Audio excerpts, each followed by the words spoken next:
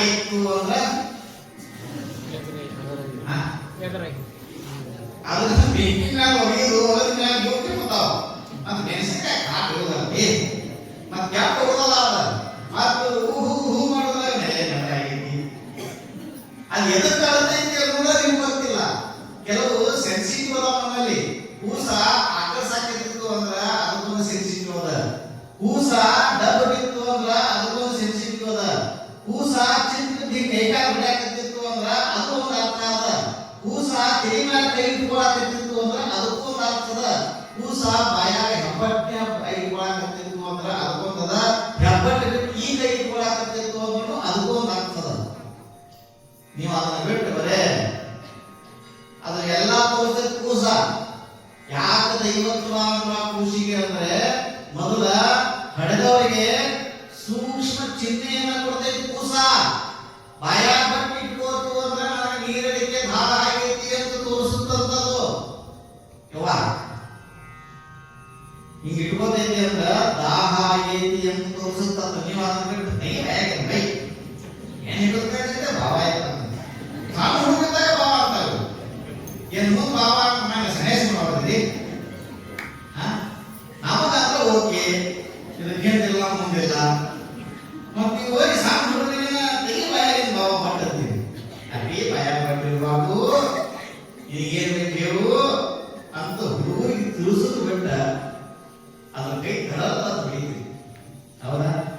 ಕೆಲವು ಚಿಹ್ನೆಗಳು ಮಗುವಿನಲ್ಲಿ ನಾವು ಯಾವ ವಿಶ್ವವಿದ್ಯಾಲಯವೂ ಕಲಿಸದೇ ಇರುವಂತಹ, ಯಾವ ಪುಸ್ತಕದೊಳಗೂ ಇರದೇ ಇರುವಂತಹ ಕೆಲವು ಸೂಕ್ಷ್ಮತೆಗಳನ್ನ ದೇವರು ಆ ಸಣ್ಣ ಕೂಸಿನೊಳಗನ್ನು ತತ್ವವನ್ನು ಅಡಗಿಸಿದ್ದಾನ. ಅದನ್ನ ಅರ್ಥ ಮಾಡ್ಕೊಳ್ಬೇಕು ನೀವು. ತಾಯಿ ಅಂದ್ರೆ ಏನು? ಸುಮ್ಮನೆ ಮಕ್ಕಳನ್ನ ಹಾಲು ಕುಡಿಸಿ ಹೊಡೆದಾಗ ಒಟ್ಟಿಗೆ ಹಾಕಿ ಜಾಗ ಮಾಡಿಸಿ ಪೌಡರ್ ಹಚ್ಚಿ, ಬೇಬಿ ಪೌಡರ್ ಹಚ್ಚಿ, ಈ ಕರಂಟಿ ನೆದರಾಗಬೇಕಾದ ತಾಯಿ ಅಲ್ಲ. ಅಲ್ಲಿ ಪ್ರತಿಯೊಂದು ಅವಯವಗಳು ಅಳ್ಳಾಡಿಸುವ ಪರಿಯನ್ನು ಸಹಿತ ತಾಯಿ ಗಮನಿಸಬೇಕು. ನೀವೆಲ್ಲ ಹೆಂಗ ಹಾಕ್ಬೇಕು ಅಂದ್ರೆ ಅವ್ವ ಹಾಕ್ಬೇಕು ವಿನಃ ಅವ್ವ ಯಾವಾಗ ಅಂತ ರೀತಿಯೊಳಗೆ ನೀವು ಬದುಕಿದ್ರಿ ಅಂದ್ರೆ ನಾನು ನಿಮ್ಮ ಮಕ್ಕಳ ಏನಾಗ್ತಾವ ಅಂದ್ರೆ ಊರು ಒಣ್ಯಾಕ ಯವ್ವ ಮೀನು ಬಳಸ್ತೀಯ ತೊಡಿ ಮೇಲೆ ಹಾಕೊಂಡು ಏನು ಕಲಿಸೋದು ಸಂಸ್ಕಾರ ಅಂದ್ರೆ ನಿಮ್ಗೆ ಹೇಳಿದ್ನಲ್ಲ, ಕೂಸು ಬಹಳ ಹಾಕತ್ತಿತ್ತು ಅಂದ್ರೆ ಕಸಬರಿಗೆ ಕೊಡೋದು ಅದನ್ನ ಮಾಡಿ ಇದನ್ನ ಮಾಡಿ ಬರೀ ಅದನ್ನ ಸತಾಗಿರುತ್ತೆ ಪ್ರಾರ್ಥನೆ ಮಾಡಬೇಡ್ರಿ. ಇದು ಕೆಲವು ಮಂದಿ ಗಾಡಿಯಾಗಿ ಅಳಿ ತಕ್ಕೊತಾರ. ಮನ್ಯಾಗ ಅಳಿ ತಕ್ಕೊಂಡು ಅದನ್ನ ಮನುಷ್ಯನ ಚಿತ್ರ ಮಾಡ್ತಾರ. ಅದಕ್ಕೆ ಏನಾರ ಹಾಕಿ ಅದಕ್ಕೆ ತೂತು ಉಳ್ತಾರ. ಅದನ್ನ ಹಿಂಗೆ ಸುಡ್ತಾರ. ಗಾಡಿ ಹಾಲು ಚಿಂತಿಲ್ಲ ಕರೆ ಇದು ತೂತು ಅನ್ನೋದು ಮಾಡಿಲ್ಲ ನನಗೆ. ಇದು ಕೆಲವೊಂದು ನೋಡಿ ನಾನು ಅದನ್ನ ಹೇಳಕತ್ತೀನಿ. ನಾನು ಹೇಳೋದು ಅಂದ್ರೆ ನಮ್ಮಲ್ಲಿ ಎಲ್ಲೋ ಅಧ್ಯಾತ್ಮದ ಹಿನ್ನೆಲೆ ಅಂದ್ರೆ ನಿಮ್ಮ ಮಗು ಅಳಕತ್ತಿತ್ತು ಅಂದ್ರೆ, ನಿಮ್ಮ ಮಗು ಹಠ ಮಾಡಕತ್ತಿತ್ತು ಅಂದ್ರೆ ಸುಮ್ಮನೆ ತಾಯಿಯಾದವಳು ಸೂಕ್ತವಾದ ಮನಸ್ಸಿನಿಂದ ಒಳ್ಳೆ ವಿಚಾರಗಳಿಂದ ಮನಸ್ಸಿನಲ್ಲಿ ಇಟ್ಕೊಂಡು ಆ ಮಗುವಿನ ತೊಡೆ ಮೇಲೆ ಹಾಕೊಂಡು ಏನ್ ಮಾಡಬೇಕು?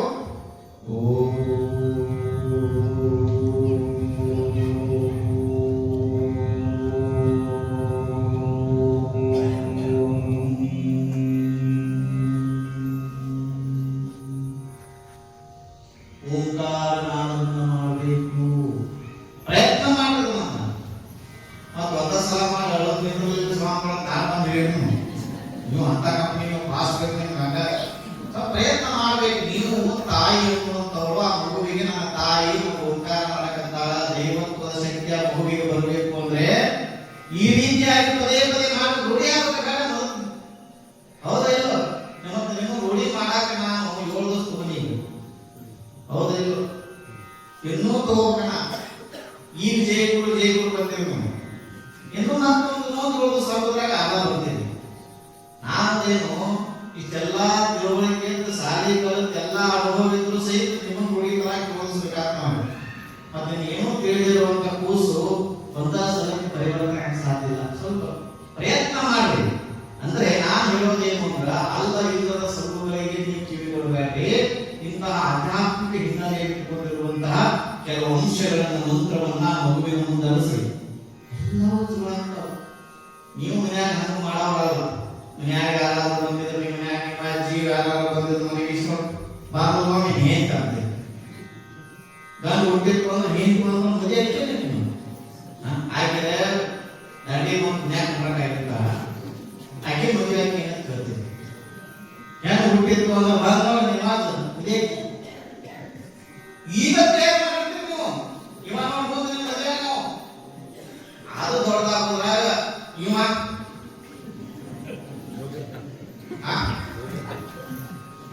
ನೀವು ಇಬ್ಬರಿಗೆ ಮಾಲಿ ಹಾಕ್ಬೇಕಂತ ಗೊತ್ತಿರ್ತೀರಿ. ಮತ್ತ ಅದು ದೊಡ್ಡದಾದ್ರೆ ಇವ ಮಾಲಿ ಹಾಕೊಂಡು ಹೇಳ್ಕೊತಿರ್ತಾನ. ಸುಮ್ಮನೆ ಇಲ್ಲ ಸಲ್ಲ ಸುಮ್ಮನೆ ಅವೆಲ್ಲ ಹೆಂಗಿರಬೇಕು ಅಂದ್ರೆ ಆಗಿನ ಕಾಲದ ಅಕ್ಷರ ರೂಪದೊಳಗೆ ನಮ್ಮನ್ನ ಮನಸ್ಸಿನ ಪ್ರಫುಲ್ಲಿತ ಮಾಡುವುದೇ ವಿನಃ ಖುಷಿಯನ್ನು ಕೊಡುವುದೇ ವಿನಃ ಆ ಮಗುವಿನಲ್ಲಿ ಅಂತ ವಿಚಾರಗಳನ್ನು ಬಿತ್ತುವಂತಹ ಕೆಲಸ ಮಾಡುವುದು. ಇಲ್ಲಿ ತಾಯಿ ನೀಲಾಂಬಿಕೆ ಮತ್ತು ರಾಜಯ್ಯ ಯಾವ ರೀತಿಯಾಗಿರುವಂತಹ ಸಂಸ್ಕಾರವನ್ನ ಮಗುವಿನ ಮೇಲೆ ಬೀರಿದ್ರು ಅಂತಂದ್ರ ಯಾವ ರೀತಿಯಾಗಿರುವಂತಹ ಸಂಸ್ಕಾರವನ್ನ ಮಗುವಿನ ಮೇಲೆ ಪ್ರಭಾವ ಬೀರಿತ್ತು ಅಂತಂದ್ರೆ ಆ ಮಗು ಸಣ್ಣ ವಯಸ್ಸಿನೊಳಗಿರುವಂತಹ 2 ವರ್ಷದ ಕೂಸು ಯಾವ ರೀತಿಯಾಗಿ ಬೆಳೆದಿತ್ತು ಅಂತಂದ್ರೆ ನಾವು ಹಾಸಿಗೆಯಾಗಿದ್ದಾಗ ಹಾಲಿನ ಬಾಟಲ್ ಹಾಕಿ ಬಾಯಾಗ ಹಾಲು ಕುಡಿಸ್ತೀವಿ. ಆದ್ರೆ ಆ ಮಗು ಶಿವಯೋಗದ ಸಂಲಕ್ಷಣಗಳಿಂದ ಕೂಡಿರುವಂತಹ ಮಗು ಭಕ್ತಿ, ವಿವೇಕ, ವಿಧೇಯತೆ, ವಿನೀತ ಭಾವ, ಹೃದಯ ಪರಿಶುದ್ಧವಾಗಿರುವಂತಹ ಭಗವಂತನ ಪ್ರತಿರೂಪವಾಗಿ ಧರೆಗೆ ಬಂದಿರುವಂತಹ ಕೂಸು ಕೇವಲ ಎದ್ದ ತಕ್ಷಣ ಹಾಲನ್ನು ಕುಡಿತಿರಲಿಲ್ಲ. ಯಾಕೆ ಅಂತಂದ್ರ ದೇವಿ ಸಂಭೂತನಾಗಿ ಧರೆಗೆ ಬಂದಿರುವಂತಹ ದೇವಿ ಪುರುಷ. ಎಷ್ಟೇ ಪ್ರಯತ್ನ ಮಾಡಿದ್ರು ಸಹಿತ ಮಾತನಾಡಿಸ್ತಿದ್ರು, ಆಟ ಆಡಿಸ್ತಿದ್ರು, ಏನೆಲ್ಲವನ್ನ ಮಾಡಿದ್ರು ಸಹಿತ ಹೊಟ್ಟೆ ಹಸದರೂ ಸಹಿತ ಮಗು ಹಾಲು ಕುಡಿತಿರಲಿಲ್ಲ. ಎಲ್ಲಾರಿಗೂ ಚಿಂತೆ ಆಗ್ತಿತ್ತು. ರಾಚಯ್ಯನವರಂದ್ರು ಇದು ಸಾಮಾನ್ಯವಾಗಿರುವಂತಹ ಮಗು ಅಲ್ವಾ, ಇದು ಗುರುಕೃಪೆಯಿಂದ ಜನಿಸಿ ಬಂದಿರುವಂತಹ ಬಸವನ ಕೃಪೆಯಿಂದ ಜನಿಸಿ ಬಂದಿರುವಂತಹ ಪುತ್ರ ದಾನ. ಸಾಮಾನ್ಯವಾಗಿ ಎಲ್ಲರಂತೆ ಇರುವಂತವನಲ್ಲ, ಎಲ್ಲರಂತೆ ಬದುಕುವಂತವನಲ್ಲ. ಈತನಿಗೆ ಪ್ರತಿನಿತ್ಯ ಸ್ನಾನಾದಿಗಳನ್ನ ಮಾಡಿಸಿ ಹಣೆಗೆ ಶ್ರೀ ವಿಭೂತಿಯನ್ನು ಹಚ್ಚಿದ ಮೇಲೆ ಆ ಮಗು ಹಾಲು ಕುಡಿತಿತ್ತು. ಆ ಹಣೆಗೆ ವಿಭೂತಿಯನ್ನು ಹಚ್ಚಿದ ಮೇಲೆ ಕುಡಿಸೋರ ಹಣಿಗ ವಿಭೂತಿ ಇದ್ದ ಮೇಲೆ ಸ್ನಾನ ಪೂಜೆ ಆದ್ಮೇಲೆ ಯಾವಾಗ ಲಿಂಗದ ಮ್ಯಾಲ ಅಂಗದ ಮ್ಯಾಲ ಲಿಂಗ ಇಟ್ಕೊಂಡು ಪತ್ರಿ ಪೂಜೆ ಮಾಡಿ ಯಾವಾಗ ಗಂಟೆಯ ನಿನಾದ ಮನೆಯಲ್ಲಿ ಮೊಳಗ್ತಿತ್ತೋ ಆವಾಗ ಈ ಮಗುವಿಗೆ ಶ್ರೀ ವಿಭೂತಿಯನ್ನು ಹಚ್ಚಿದ ಮೇಲೆ ಆ ಮಗು ಹಾಲು ಕುಡಿತಂತ 2 ವರ್ಷದೊಳಗಿರುವಂತಹ ಕೂಸು. ಕಾರಣ ಇಷ್ಟೇ, ಮನೆಯಲ್ಲಿ ನಾವು ಯಾವ ರೀತಿಯಾಗಿರುವಂತಹ ಸಂಸ್ಕಾರವನ್ನು ನಾವು ಬದುಕ್ತೀವಿ ಆ ರೀತಿಯಾಗಿರುವಂತಹ ಮಕ್ಕಳ ಮೇಲೆ ಪರಿಣಾಮ ಬೀರುತ್ತಾವ. ನೀವು ವಿಭೂತಿ ಹಚ್ಕೊಳ್ಳಿ, ನಾನು ನಿಮ್ಮ ಮಕ್ಕಳು ಹಚ್ಕೋತಾವ. ನೀವು ಪೌಡರ್ ಹಚ್ಕೊಳ್ಳಿ, ಏನ್ ಮಾಡ್ತಾವ? ಅವ್ರು ಹಚ್ಕೋತಾವ. ನೀವೇನ್ ಮಾಡ್ತೀರಿ ಅದನ್ನ ಮಾಡ್ತಾವ ಹುಡುಗರು. ನೀವು ಹೇಳಿದ್ರೆ ನೀವು ಒಳ್ಳೆ ಸ್ಲೋ ಪೌಡರ್ ಹಚ್ಕೊಂಡು ಬೇರೆ ನೋಡಿ ಹಚ್ಕೊಂಡು ವಿಭೂತಿ ಹಚ್ಕೊಂಡ್ರ ಕೇಳ್ತಾವ. ಮತ್ ನಿಮ್ ಯಾಕೆ ಟಿವಿ ಹಚ್ಕೊಂಡು ಅಭ್ಯಾಸ ಮಾಡಂದ್ರ ಮಾಡಕ್ಕಾಗ್ತಾವ. ನೀವು ಅದರ ಚಂದ ಧಾರಾವಾಹಿ ನೋಡೋರ ಅವ್ರ ಕೊಟ್ಟು ಹಿಡಿದ್ರ ಮತ್ತು ನೀವು ಅಲ್ಲಿ ಗೊತ್ತ ಮನ್ಯಾಗ ಹೋಗ ಬಿಡಿ ಮಾಡಿ ನೋಡಿ ಪ್ರಾಣ ಹಾಕೊಂಡ್ರ ಹೋಗಂದ್ರ ನೀನ್ ಮಾಡಬೇಕು ಅಂತ. ಹೌದು, ನೀವು ನಾಲ್ಕಾನೆ ಆದ್ರೆ ಏನ್ ಬರಕತ್ತಾವ ಬಾರನೇ ಅದಾವ. ಈಗಿನ ಮಕ್ಕಳನ್ನ ಬಹಳ ಚಂದ ನೀವು ತಯಾರು ಮಾಡಬೇಕು. ಈಗಿನ ಮಕ್ಕಳನ್ನ ಬಹಳ ಚಂದ ನೀವು ಜಾಗೃತ ಭಾವದಿಂದ ಆ ಮಕ್ಕಳ ಮೇಲೆ ನೀವು ಒಳ್ಳೆಯ ರೀತಿಯಾಗಿರುವಂತಹ ಸಂಸ್ಕಾರದ ದಾರಿಯನ್ನು ತೋರಿಸಬೇಕು.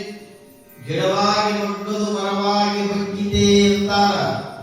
ಈಗ ಬಗ್ಗಿಸೋ ಟೈಮ್ದಾಗ ಒಳ್ಳೆ ಸಂಸ್ಕಾರ ಕೊಟ್ಟು ಬಗ್ಗಿಸ್ರಿ ಬಗ್ತಾವ್.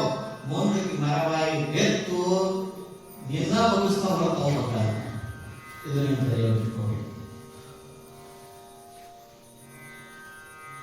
ಕಾರಣ ಇಷ್ಟೇ, ಮಗುವಿಗೆ ಆ ರೀತಿಯಾಗಿರುವಂತಹ ಸಂಸ್ಕಾರ ನಿಮ್ಮಲ್ಲಿ ಬೇಕು. ದರಾ ಬೇರೆ ಅಜ್ಜ ಒಂದು ಮಾತನ್ನು ಹೇಳ್ತಾರೆ.